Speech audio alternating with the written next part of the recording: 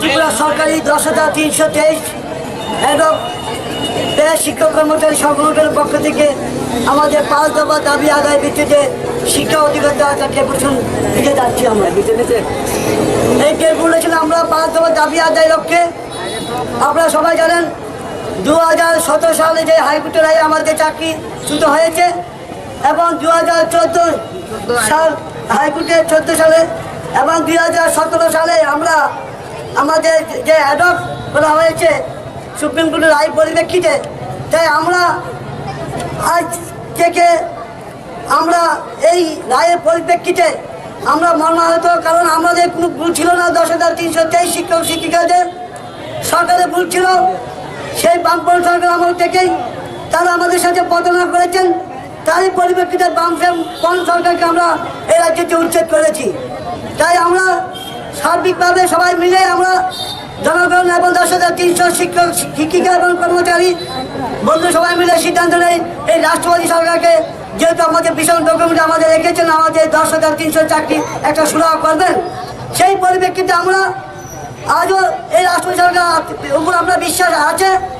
তাই আমরা আজকে যে 5 দফা দাবি আদায় ভিত্তিতে শিক্ষা অধিকারের কাছে আমরা ডেপুটেশন দিতে যাচ্ছি, এই 5 দফা দাবিগুলো হলো: প্রথম দাবি, অতি সত্ত্বে আমাদের চাকরি সুনিশ্চিত প্রদান করতে হবে।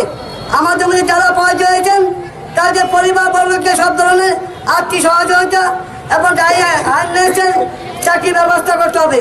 অবিলম্বে আমাদের টার্মিনেশন লেটার প্রত্যাহার করতে হবে। ভ্যালিডেশন অ্যাক্টের মাধ্যমে চাকরি সুনিশ্চিত করতে হবে।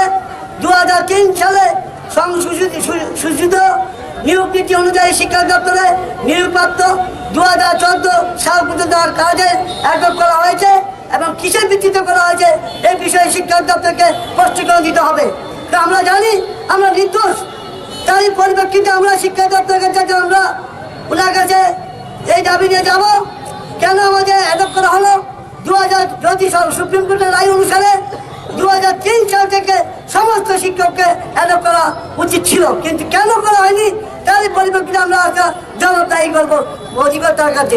তাই আমরা আত্মবিশ্বাস বর্তমান সরকারের কাছে আমরা বিভিন্ন দপ্তর অধিকারী, শিক্ষামন্ত্রী এবং আমাদের রাজ্যে সর্বভারতীয় যে ভারতীয় জনতা পার্টি রাজ্য সভাপতি ওনার কাছে আমরা আলোচনা বসেছি, যাতে সুপ্রিম কোর্ট আগামী 16 থেকে আমাদের একটা হিয়ারিং ডেট আছে, সেই ডেটে সরকারকে নোটিশ করা হয়েছে, যাতে সরকার বামপন্থী সরকার মতো আমাদের প্রদান না করেন। যেহেতু ভীষণ ডকুমেন্টে রাখিয়েছেন রাষ্ট্রপতি সরকার, তারই পরিপ্রেক্ষিতে আমি ওনাকে অনুরোধ করেছি যাতে 10,323 শিক্ষকের পরিবার যাতে জলাঞ্জলি যেতে না হয় এবং আত্মহত্যা যাতে না করে, তারই পরিপ্রেক্ষিতে আমাদের পাশে দাঁড়ানোর জন্য আমাদের সার্বিকভাবে আইনের মাধ্যমে সহযোগিতা করতে হবে। কারণ আমরা ছিলাম নির্দোষ। তাই আমরা বারবার এই রাষ্ট্রপতি সরকার বলছি, আপনারা যদি আমাদের বামপন্থী সরকার মতন প্রচারণা করেন, আমরা তাই 16 তারিখ অপেক্ষা রয়েছি। তারই পরিপ্রেক্ষিতে দেখবো আমরা এই রাষ্ট্রপতি সরকার 16 তারিখ আমাদের 10,300 পরিবার আছে কি পাশে আছে কিনা সেটা আমরা প্রমাণ করতে চাই। তাই এই দাবি নিয়ে আসছে আমাদের এই ডেপুটেশন।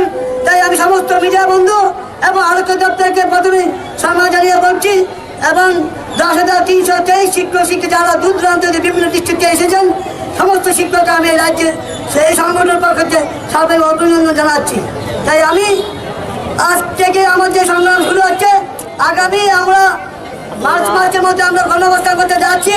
আজকে এই মিডিয়া চ্যানেল বন্ধুদের মাধ্যমে আমি সমস্ত ত্রিপুরা 10,323 শিক্ষকদের অনুরোধ করবো এই গণঅবস্থানে আমরা আওয়াজ তুলবেন। মনে হয় আমরা সিদ্ধান্ত নিয়েছি 15 বা 16 তারিখ আমরা গণঅবস্থান হবে আগরতলা শহরে। তাই আমি এই মিডিয়া বন্ধুদের জন্য আমাদের প্রচারটা নিয়ে যাবেন এবং 10,300 পরিবারবর্গকে নিয়ে আসার জন্য 10,323 শিক্ষককে আমি অনুরোধ করছি এই সংগঠন পক্ষ থেকে।